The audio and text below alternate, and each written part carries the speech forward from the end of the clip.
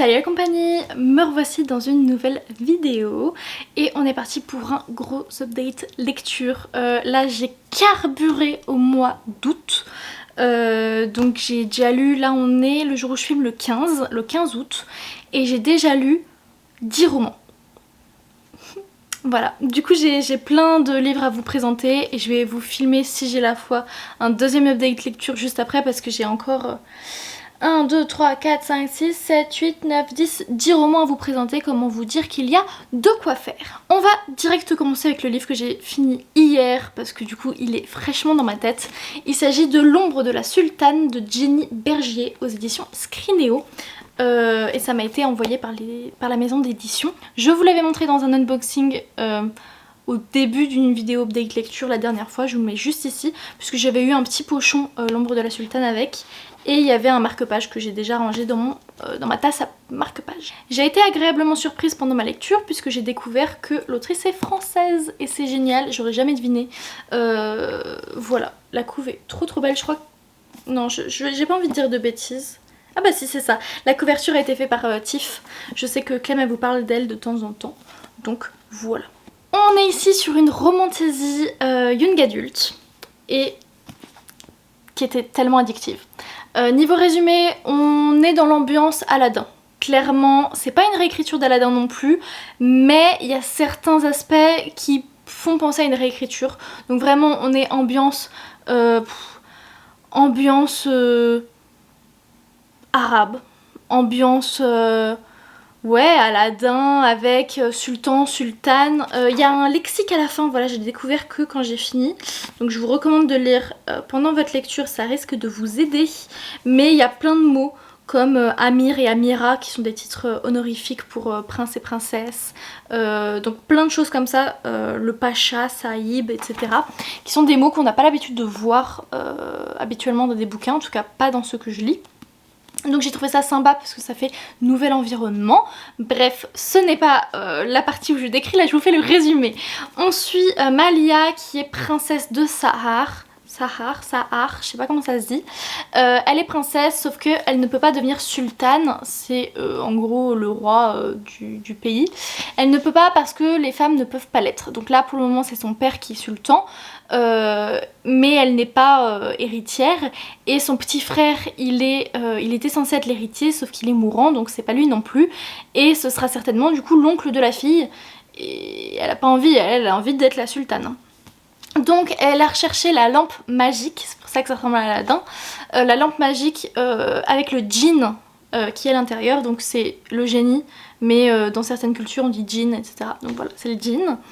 Et elle veut qu'il lui exauce 3 vœux et qu'elle puisse devenir la sultane, sauf que ça ne se passe pas comme prévu. Évidemment il y a de la romance puisqu'il y a Cassian qui est son compagnon en fait, qui va l'aider à y arriver.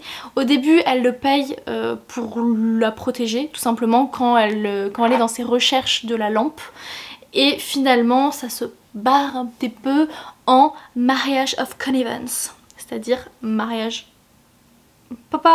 C'est pas vraiment un mariage arrangé, mais c'est pas un mariage d'amour quoi, c'est un... Enfin, ils s'arrangent en se mariant parce que ça aidera la fille à avoir ce qu'elle veut. Sachant que ça se passe dans la partie 2, je dirais ça se passe là, mais c'est quand même un gros trope qui prend beaucoup de place dans le bouquin, donc je préfère vous le dire, même si c'est pas tout de suite. Et donc après on a plein d'histoires de politique entre qui va devenir le sultan et la sultane à la mort du père, qu'est-ce qui va se passer, de la guerre, des complots, tout ça. C'était passionnant. Il fait 520 pages et j'ai été absorbée de A à Z. Vers la fin, partie 4 et 5, parce que ça se découpe en 5 parties. Partie 4 et 5, j'étais un petit peu moins dedans parce que c'était surtout la romance que j'avais envie de voir. Du coup, j'ai un peu décroché de la politique, ce qu'il ne faut pas faire, hein. Ne faites pas ça les enfants. Mais j'ai réussi à rattraper les wagons après et à redevenir hyper intéressée, donc ça c'était top. La romance. J'aurais tellement aimé que ce soit pas du young adulte et de voir la romance... avec plus de tension sexuelle et du coup avec les scènes érotiques parce que là on a une ou deux coupes là où il y aurait pu avoir des scènes érotiques dans de l'adulte et ça m'a manqué. C'est vrai que vu que je lis beaucoup d'adultes, que ce soit romance, romantasy, quand je suis dans du young adulte parfois ça me manque. C'est la petite cerise sur le gâteau en fait qui me manquerait. Ça a failli être un coup de cœur honnêtement parce que c'était vraiment une si bonne lecture. Ça n'a pas été le cas, mais on est sur une très bonne lecture avec un livre qui n'est pas connu, enfin il est sorti récemment donc je lui laisse le temps, mais il n'est pas assez connu pour ce qu'il devrait être parce que c'est super bien écrit, genre vraiment, en fait j'avais peur au début de pas réussir à plonger dedans. Il n'y a pas de souci, dès les premières pages, dès le premier chapitre, j'ai réussi à rentrer dans l'histoire, donc ça c'était trop top. La plume n'est pas trop compliquée. Le seul truc un peu chiant c'est les mots, du coup je sais pas si c'est inventé ou si c'est juste une autre culture mais que je ne comprenais pas en tout cas. Et au final il y avait le lexique à la fin que j'aurais juste dû lire mais que je ne connaissais pas.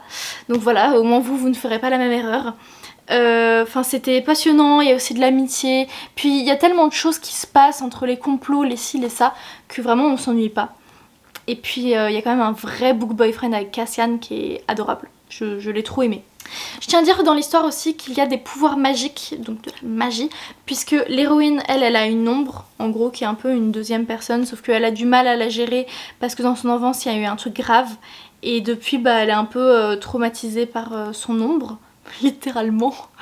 Et le mec, lui, il contrôle toutes les armes et tout, genre il est trop badass. Voilà, donc si je peux vous conseiller un roman de romantasy, si vous avez envie d'en lire plus, si vous en cherchez de nouveaux, si vous cherchez à vous lancer, honnêtement je trouve pas ça trop compliqué non plus. Il y en a où il y a moins de fantasy, si c'est plus le côté fantasy qui vous dérange, enfin qui est dur pour vous, il y a quand même beaucoup de fantasy. Si c'est le côté romance où vous avez peur d'avoir trop de romance, je trouve que celui-là il est bien pour commencer parce qu'il y en a quand même pas mal. On est vraiment sur de la romantasy et pas de la fantasy, mais je trouve ça pas mal quand même pour commencer. J'avais peur que ce soit trop jeunesse également, mais pas du tout, c'est vraiment young adulte. On flirte même avec l'adulte, mais on est du côté young adulte quand même. Donc voilà, donc c'est pas du tout trop jeunesse comme j'en avais peur. J'ai adoré les personnages secondaires aussi, je tenais à le dire. Et dernière chose, je voulais spécifier que c'était un gros slow burn en termes de romance. Voilà, c'est gros slow burn. Une autre très bonne lecture qui a été à ça du coup de cœur, c'est Flower Heart de Catherine Beckwell aux éditions Big Bang. Donc lui aussi m'a été envoyé par la maison d'édition. Et j'ai été mais je dirais pas époustouflée parce que c'est pas genre révolutionnaire. Mais j'ai tellement aimé ma lecture, j'ai tellement pris du plaisir à y retourner. On est sur on est sur de la cozy fantasy, je crois qu'ils ont appelé ça, de 350 pages, donc c'est court, c'est génial. Et la couverture est trop belle, je tiens à le dire aussi, elle est tellement belle. Bref, on est sur de la cozy fantasy, donc c'est un peu comme le cozy mystery, où c'est doux, mais avec du mystère, etc. Là on est sur de la cozy fantasy, où la fantasy est douce et où tu te sens bien, voilà. C'est l'histoire de Clara qui n'arrive pas à maîtriser sa magie. Donc elle devient incontrôlable et même dangereuse, si bien qu'elle est convoquée par le conseil qui décide de lui donner les choix. Soit il lui retire ses pouvoirs, soit en fait à chaque fois qu'elle utilisera ses pouvoirs, ça lui fera atrocement mal. Donc elle doit faire ce choix, elle est très bouleversée, elle choisit de garder ses pouvoirs mais d'avoir mal. Donc l'opération, enfin l'acte n'est pas encore fait mais la décision a été prise. Et elle rentre donc chez elle avec son père, très bouleversée.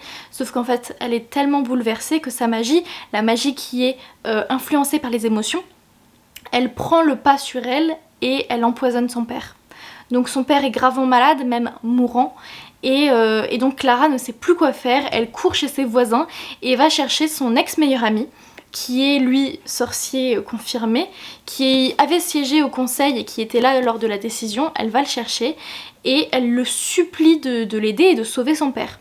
Donc lui il arrive, il débarque et il le sauve temporairement, mais il lui dit malheureusement tu lui as lancé une malédiction, il n'y a que toi qui peux la retirer, il n'y a que ton pouvoir qui peut le faire et en attendant ton père il est mourant. Et donc elle a dit mais c'est pas possible, comment j'ai pu faire ça, s'il te plaît sois mon professeur et apprends-moi jusqu'à ce que je puisse le bénir et enlever la malédiction. Et donc il accepte à une condition, elle lui a proposé une fois que ce sera fait, de lui donner sa magie. Donc ce qui va se passer. Ils font un pacte où du coup il y a un tatouage qui sort du pacte, donc ils ont une sorte de petite bague au doigt en tatouage qui fait que voilà, il va devenir son professeur pour lui apprendre à maîtriser sa magie et à réussir à bénir son père. Mais une fois que ce sera fait, à partir du moment où ce sera fait, la magie de Clara appartiendra à Xavier. Voilà, donc on est sur une sorte... Parce qu'il y a de la romance, pareil, c'est de la romantaisie, de la cosy romantaisie, si on peut dire ça. On est sur, comme trope, ex-best friends to lovers. Un peu prof-élève, parce que du coup c'est son professeur de magie. Mais ils sont très jeunes, hein, ils ont 16-17 ans environ, ça se ressent pas du tout. Mais à un moment ils ont dit leur âge et j'étais en mode comment? Parce qu'en plus ils se voient, etc. Et puis lui il fait très adulte. Enfin je leur donnais bien elle 25 et lui 30 quoi. Donc j'étais très étonnée par l'âge. Donc voilà, comme au trope du coup on aurait quoi? Non, je crois que c'est un peu près tout niveau trope, j'ai pas d'autres choses qui me reviennent en tête. Ah aussi Childhood Friend, Two Lovers. Ouais, bref.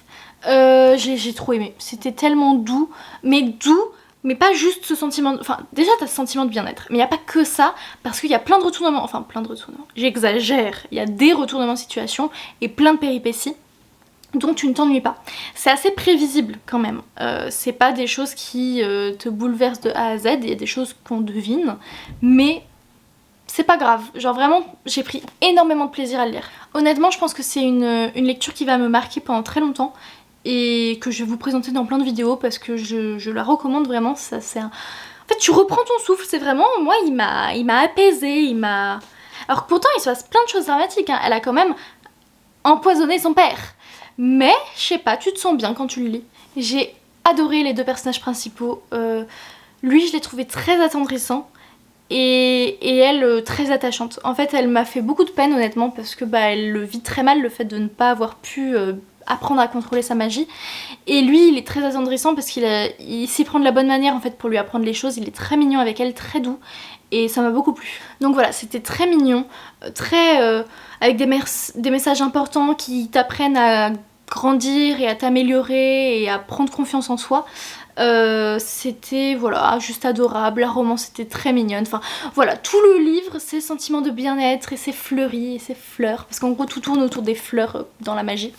C'est trop stylé. Vraiment, lisez ce bouquin. J'ai également reçu mon premier service presse de Albin Michel, puisqu'on a été sélectionné avec Clem pour être partenaire pour l'année 2024-2025. Oh mon dieu, le temps passe trop vite, rien que dire 2025 ça fait bizarre.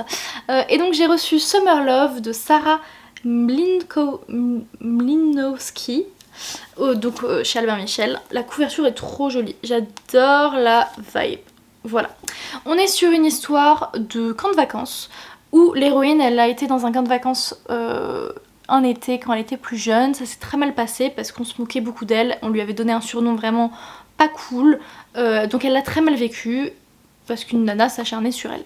Là, par le plus grand des hasards, elle croise une des directrices un peu du camp qui l'a reconnue et qui lui propose en fait de pour l'été travailler là-bas et s'occuper du groupe des juniors, donc je crois qu'ils ont entre 6 et 9 ans. Et donc l'héroïne qui s'appelle Sam, elle accepte parce qu'en fait elle est toute seule cet été, son petit copain il part faire un tour en Europe de 1 mois, 2 mois, 2 mois je crois. Donc elle se retrouve toute seule à New York il me semble. En tout cas elle est toute seule aux États-Unis, donc elle dit bah ouais pourquoi pas, ça va m'occuper, au moins je me lamenterai pas en attendant mon copain quoi. Sachant qu'ils viennent de finir leur première année d'université. Donc c'est du young adulte, mais on est sur du young adulte pas lycée, mais une année post-bac.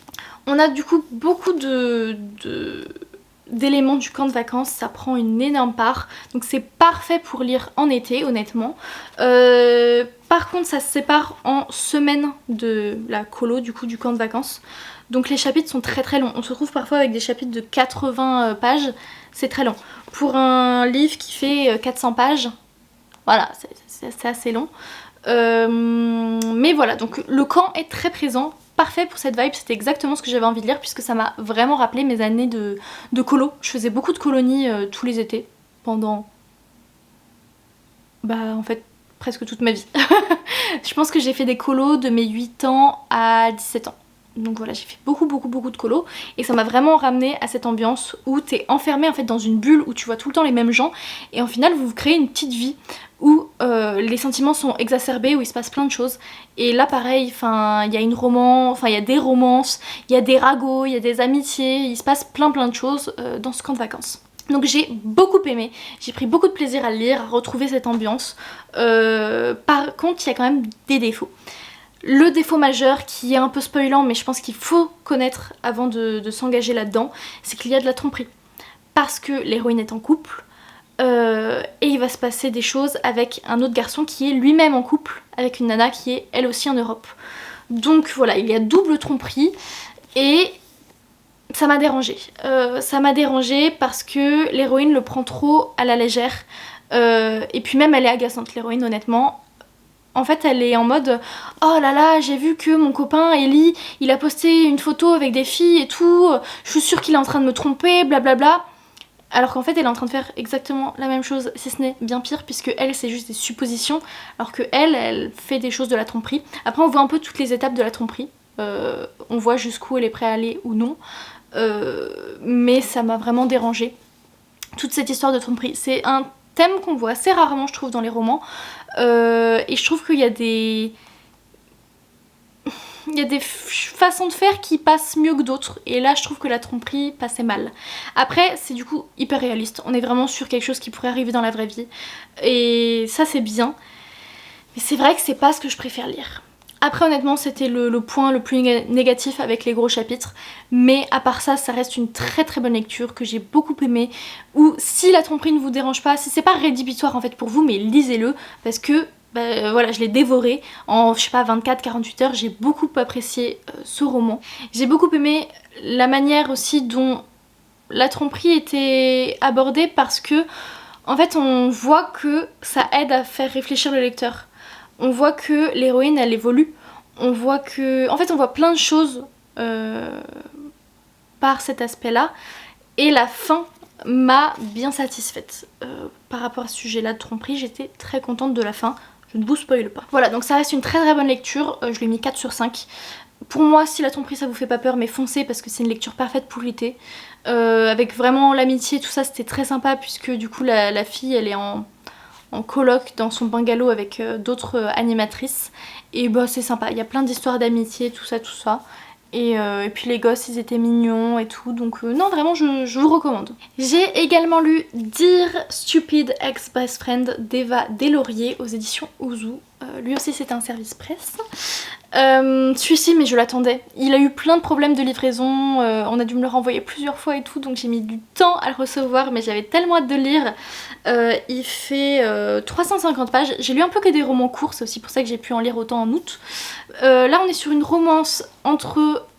Je suis pas d'accord du fait qu'ils soient ex-meilleurs amis, puisque ça fait que quelques mois qu'ils se sont un peu perdus de vue, notamment parce qu'il y a eu l'été, mais pour moi ils sont toujours meilleurs amis, juste qu'ils sont un peu éloignés. On est sur une romance où, en fait dans le prologue, ces deux meilleurs amis qui s'étaient déjà un peu éloignés, là c'est le bal de promo, ils s'étaient fait un pacte il y a quelques années pour dire que si à, je sais plus, en terminale ou si à 18 ans, ils avaient toujours pas fait leur première fois avec quelqu'un, bah, ils la feraient ensemble parce qu'ils ont confiance l'un dans l'autre. Et là l'héroïne rappelle le pacte au garçon, donc je sais plus comment s'appelle l'héroïne, lui c'est Ethan, mais elle je sais plus, ah si, Natalia, donc Talia, elle dit à Ethan écoute est-ce que ça te dit qu'on respecte notre pacte un peu plus tôt. Et lui dit bah je sais pas, et elle fait ouais maintenant, ah tu veux coucher avec moi maintenant, donc il panique un peu, et donc voilà ça c'est le prologue, et après on arrive à 2 mois plus tard peut-être, à la fin de l'été, où on arrive sur... Vous savez comment s'appellent ces soirées un week-end d'intégration. Donc là ils rentrent en terminale et voilà c'est le week-end d'intégration que l'héroïne organise parce que c'est elle la présidente du bureau des élèves et ils se retrouvent pendant ce week-end d'intégration. Tout le bouquin c'est le week-end d'intégration en fait, ça se passe majoritairement sur 24 heures et après à la fin on a le lendemain et on a un petit épilogue des mois plus tard je crois. Mais c'est majoritairement un bouquin qui se passe en 24 heures, on a même les horaires et tout, enfin j'ai trop aimé cette ambiance. Ça me fait penser un peu au Soleil de minuit de Lily Blabla, où ça se passe pareil en 24 heures. Enfin c'est un concept de roman que j'aime beaucoup honnêtement, où ça peut paraître d'aller vite, mais du coup ça va pas vite entre eux parce qu'ils viennent pas de se rencontrer en fait. Ils sont meilleurs amis depuis des années et surtout ils sont amoureux l'un de l'autre depuis des années, mais ils le savent pas l'un et l'autre. Et on a les deux points de vue, donc c'est trop mignon parce que nous on le sait qu'ils s'aiment l'un l'autre, mais eux ils le savent pas. Donc voilà, en gros, ils se sont pas parlé depuis des mois après qu'ils aient couché ensemble, ou en tout cas qu'ils aient failli, qu'ils en aient parlé, on ne sait pas trop. Ils se parlent plus, ils se sont pas parlé de l'été, chacun il s'est passé des trucs dans leur vie perso-familiale, et en fait on va voir comment ils vont un petit peu essayer de renouer et d'apaiser les tensions, enfin voilà. Et donc il y a toute une histoire de lettres puisque durant ce week-end d'intégration, on leur a dit mais écrivez en fait tout ce que vous ressentez. Et donc ils écrivent des lettres sur comment ils aimeraient être courageux, sauf qu'en fait l'héroïne fait une boulette et toutes les lettres finissent par s'envoler. Et donc ils vont essayer de retrouver les lettres avant que les autres camarades de classe tombent sur les fameux secrets de plein de personnes. Et voilà, ils vont partir à la quête de ces lettres qu'on peut voir ici. C'est trop mignon. Et c'est pour ça que ça s'appelle Dear Ex-Best Friend, enfin Stupid Ex-Best Friend, parce que c'est comme ça presque qu'il s'est adressé à elle dans sa lettre. Et on voit les deux lettres et tout. Et du coup, c'est assez sympa au niveau mise en page, parce que on peut voir un peu les lettres. J'essaie de vous en trouver. Bon, là on voit mieux un exemple de lettre. Ça a été une très très bonne lecture, vraiment je l'ai dévorée en moins de 24 heures et j'ai adoré cette romance.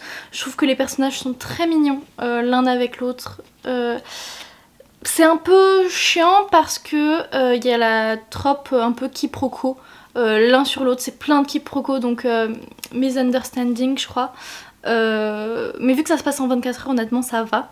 Mais du coup ils arrêtent pas de se méprendre sur les comportements l'un de l'autre et du coup ils font chacun pire. Et du coup ça s'enchaîne, c'est un truc en pyramide, en domino. Et ça c'est un peu saoulant, mais honnêtement s'il n'y avait pas ça, il n'y aurait pas d'histoire. Donc c'était très très touchant, très mignon, ambiance vraiment young adulte où ils arrivent à un moment charnière, ils doivent prendre des décisions, ils savent pas comment gérer des choses familiales. Enfin c'est très typique young adulte. La romance était très mignonne, enfin vraiment c'est ça qui m'a touchée. J'ai aimé les héros et j'ai passé voilà un très bon moment. Le seul bémol c'est la trope misunderstanding. Voilà. Dernier service presse de la vidéo. Promis, c'est Nice to Meet You de Samantha Morgan et Ellie Dioza. C'est mon premier service presse de chez Plume du Web. Je sais pas si vous avez déjà lu des Plumes du Web, n'hésitez pas à me le dire en commentaire. Moi j'en ai lu assez peu finalement, mais j'essaie de m'y mettre plus. Donc voilà, j'ai lu celui-ci qui me tentait beaucoup, surtout la couverture que je trouve trop sympa. Et c'est une comédie romantique, donc moi j'adore ça. Donc j'avais grave envie de me lancer dedans et je voyais pas assez d'avis sur les réseaux pour savoir si c'était un bon roman ou pas, s'il fallait que je me lance dedans. Donc je me suis dit, pourquoi pas le demander en service presse. Un roman de 320 pages, pareil, donc ça se passe quand même très vite. On est sur Jeanne qui est détective privée et qui mène ici une enquête pour son propre compte, puisque elle vient d'apprendre de nouvelles informations concernant le malheur qui arrivait à son père, puisqu'il a été accusé d'avoir volé, je crois, des biens dans le Met, le musée à New York. Et donc il a été accusé d'avoir volé des choses parce qu'il était gardien, je crois, son père. Et depuis il est en prison. Et du coup elle essaie de l'innocenter. Et là il y a de nouvelles choses qui pourraient l'aider à le faire. Donc voilà, elle mène son enquête en devenant la stagiaire de Liam, qui travaille dans le département archéologie. Donc lui c'est vraiment le nerd par excellence. Il est fan de l'archéologie, fan voilà, des... pharaon, de tout ça. On se parle un petit peu technique de temps en temps et c'est assez drôle parce que elle lui donne toujours plein de surnoms par rapport avec l'Égypte et tout, donc c'est hyper drôle. Et bref, du coup, elle devient son assistante et elle mène une enquête et forcément il va se retrouver embrigadé dedans alors que lui, c'est vraiment pas sa vibe, c'est plutôt le mec gentil et un peu coincé quand même, hein, faut se le dire. Sachant qu'ils s'étaient rencontrés tous les deux la veille, je crois, du début du stage de la fille. Ils s'étaient rencontrés alors que c'était une sorte de... vous savez les fast rendez-vous là où ça dure 5 minutes top chrono pour se présenter l'un à l'autre et rendez-vous amoureux comme ça là où tu buzzes et après tu changes de partenaire. Bref, ils se sont rencontrés comme ça et ça s'était un peu mal passé parce que elle s'en foutait, elle était là pour une enquête où elle devait prendre je crois sur le fait un mari qui trompe et du coup elle était en train de filmer quelqu'un d'autre et lui il était en mode bref. Situation quiproquo, Non, pas vraiment quiproquo, mais bref, situation drôle. D'ailleurs, j'ai oublié de vous le dire, mais je l'ai lu en lecture commune avec Sam, donc Mai Tagada, dont je vous parle de plus en plus souvent. Bref, j'ai beaucoup aimé cette lecture. Ça remplissait bien son job de lecture légère qui fait rire. Très bonne romance, très sympathique, avec des scènes érotiques. Voilà, je préfère préciser. Parfois j'oublie de vous le préciser, mais là j'y pense. Il y a plein d'actions honnêtement, puisqu'il se passe plein de choses lors de cette enquête. C'est un peu en mode romance film d'action. Ça fait vraiment la vibe film d'action quand même. Donc très sympa. Il y a eu des retournements de situation que j'avais devinés. J'essaie de réfléchir s'il y en avait que j'avais pas deviné. Peut-être. Mais en tout cas, j'en avais deviné plusieurs. Ça, je m'en souviens. Bref, je vous le recommande. Il était très sympathique et je suis contente de l'avoir lu. On finit cet update sur Butcher and Blackbird, le premier tome de The Ruinous Love de Bryn Weather aux éditions Verso. On vous en a déjà parlé dans des vidéos communes avec Clem et je vous ai déjà fait mon avis sur Instagram. Voilà, j'ai commencé à faire des chroniques sur Insta, donc si ça vous intéresse, n'hésitez pas à nous suivre juste en dessous. J'essaie de poster au moins une fois par semaine. Donc je vous ai déjà fait mon avis là-bas. On suit 2 serial killers qui tuent des serial killers. Ils finissent par se rencontrer tous les deux et mener une compétition une fois par an où ils se comparent l'un à l'autre et ils ont une même cible et c'est le premier qui l'attrape et qui la tue. Voilà. On est sur un livre où il y a plein de trigger warning, hein, faut faire attention, vraiment il y en a beaucoup, comme du cannibalisme, mais c'est drôle, comme des scènes explicites de sexe très détaillées, très détaillées, voilà, des tueurs en série quoi, il y a plein de choses, honnêtement c'est très détaillé. Mais contre toute attente en fait c'est un roman hyper drôle, enfin super drôle. Moi j'ai adoré l'humour de ce bouquin, des personnages, enfin de tout. Je trouve que tout est très, pas ironique, mais en fait tout est drôle vraiment. Je trouvais ce livre hilarant. Moi j'ai vraiment beaucoup aimé ce bouquin. C'est un coup de cœur honnêtement. Enfin, j'ai été trop surprise par lui en fait, j'ai trop aimé. Je m'attendais pas à ça. En fait je savais qu'il était bien, mais je m'attendais pas à ça et j'ai trop hâte que le 2 sorte. Il sort en novembre je crois, quelque chose comme ça. La romance était géniale, j'ai trouvé trop mignon. Et ça se voit qu'ils s'aiment un peu dès le début, un peu en mode coup de foudre, mais en même temps, ça met quand même un moment à s'installer. Mais ce qui est bien, c'est que c'est pas slow burn non plus, parce qu'on a le temps de les voir ensemble après, tout ça, donc j'aime trop. Pour moi, c'est un ovni, ça ressemble à aucun autre livre, et c'était juste incroyable. Enfin, vraiment, je vous le recommande. Si vous avez pas peur non plus, c'est un peu gore, glauque, tout ce que vous voulez. Si vous avez pas peur de ça, honnêtement, ça va, parce qu'il y a l'humour quand même, c'est pas trop dégueulasse. Mais il faut avoir un certain âge, je le conseillerais pas en dessous de 18 ans. Donc voilà, si vous avez plus de 18 ans, que vous aimez la romance, lancez-vous en fait, il est absolument génial et il est très différent de ce qu'on lit habituellement. Pour moi c'est pas une dark romance parce que c'est pas toxique entre les personnages principaux, c'est même tout l'inverse, ils sont très mignons. Mais l'environnement évidemment est toxique puisque ils tuent des gens quand même. Donc très érotique au bout d'un moment, le sexe met un moment à venir mais une fois que ça a commencé, c'est des scènes très détaillées, un peu plus originales que ce qu'on voit habituellement hein, en termes de sexuel. Et il y en a beaucoup après. Mais beaucoup, peut-être 4-5. J'ai adoré la compétition entre les personnages. Ce qui était un peu frustrant, c'est qu'il y a des gros sauts dans le temps, où du coup ils se voient qu'une fois par an ou presque. Donc voilà, il y a des gros sauts dans le temps, il y a quelques flashbacks.